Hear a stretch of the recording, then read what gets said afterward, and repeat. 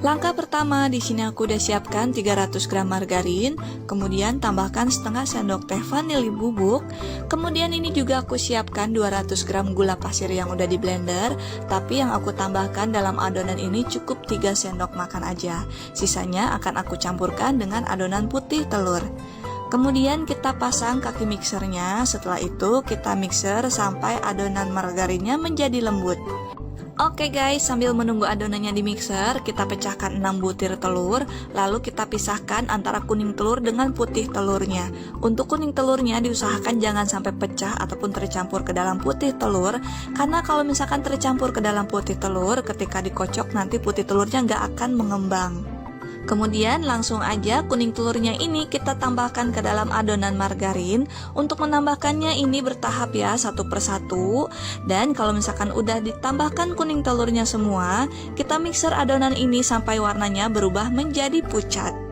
Sambil menunggu adonannya menjadi pucat, kita lelehkan dulu 100 gram coklat batang.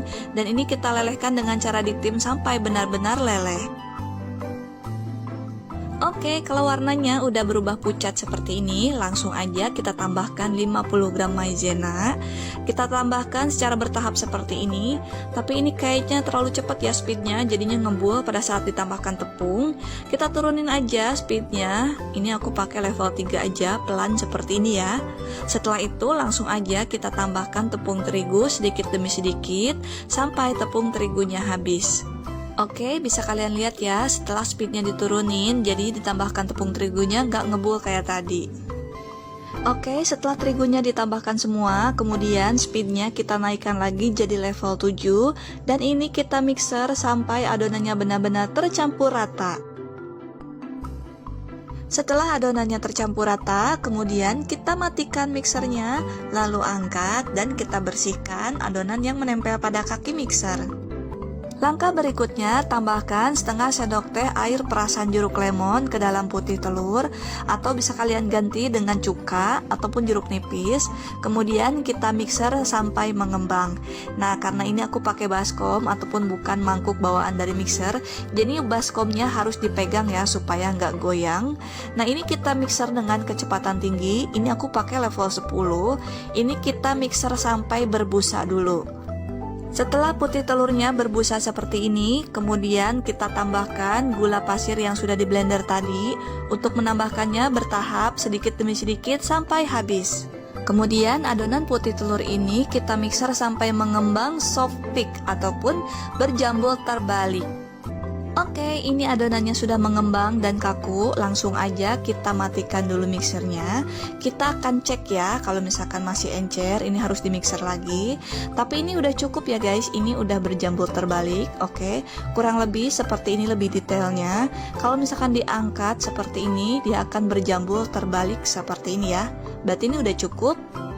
Kemudian kita campurkan adonan putih telur ke dalam adonan margarin. Dan untuk mencampurkannya ini secara bertahap ya, aku campurkan 2 sendok dulu. Dan untuk mengaduknya usahakan pakai whisker seperti aku, supaya lebih cepat tercampur rata. Dan ini kita aduk dulu bagian permukaannya seperti ini aja dulu, pelan-pelan. Kalau misalkan udah agak enteng, lalu kita aduk-aduk bagian bawahnya. Kita udek-udek sampai bawah ya, sampai tercampur rata. Kalau kalian gak punya whisker seperti aku, bisa mengaduknya dengan menggunakan spatula. Tapi menurut aku mengaduk dengan spatula itu kurang efektif ya, tercampur ratanya itu bakalan lama. Selain itu, kalau misalkan terlalu diaduk lama, putih telurnya bisa kempes lagi.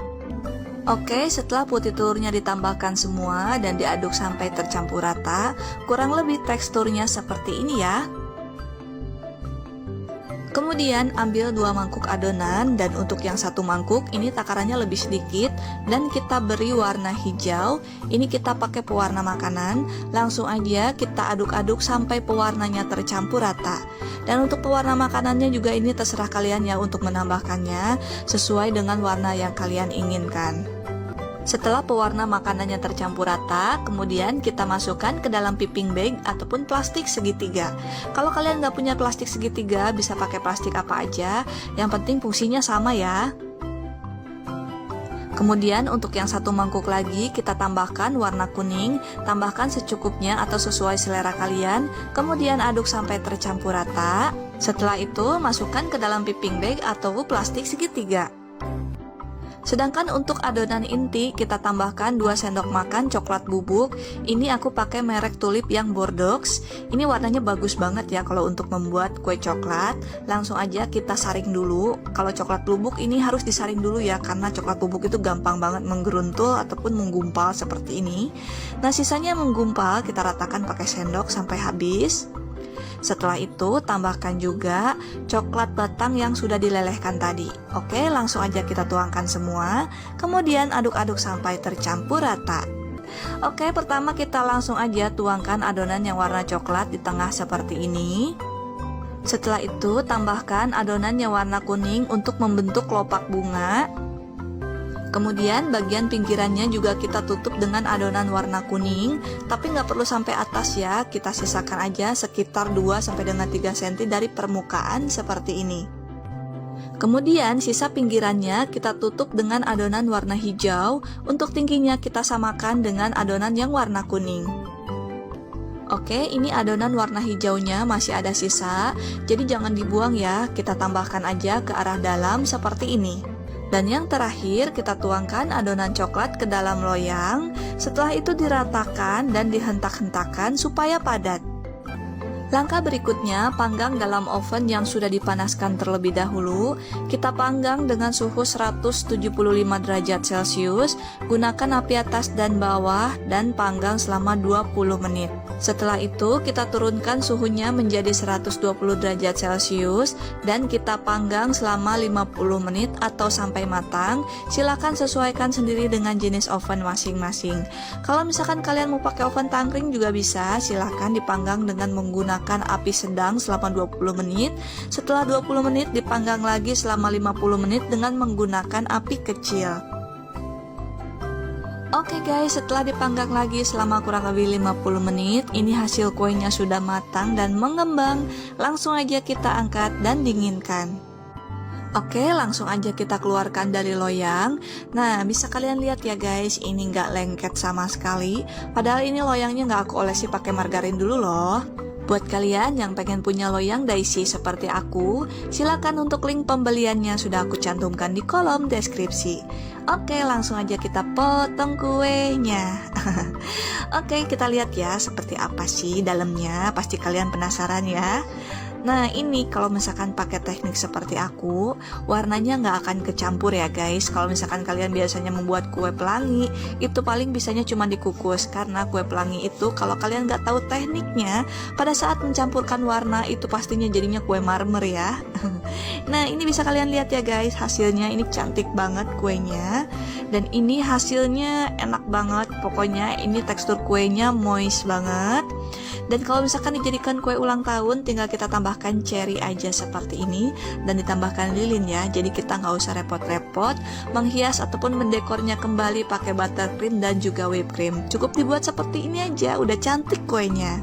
Sedangkan untuk masa ketahanannya, satu loyang daisy butter cake ini bisa kalian jual dengan harga Rp100.000 atau silakan kalian sesuaikan sendiri untuk harga jualnya dengan harga bahan baku di daerah setempat. Dan untuk cara penyimpanannya, sebaiknya butter cake ini disimpan di tempat rapat kedap udara seperti toples atau boleh juga dibungkus dengan plastik supaya teksturnya tetap moist. Kalau misalkan dibiarin gitu aja, digeletakin, kena angin-angin, biasanya bagian pinggirannya itu jadi kering ya. Dan untuk masa ketahanannya, kue ini bisa bertahan 3 sampai dengan 5 hari. Dengan catatan pada saat motong kue jangan tersentuh tangan langsung. Jadi kita potong-potongnya usahakan pakai sarung tangan plastik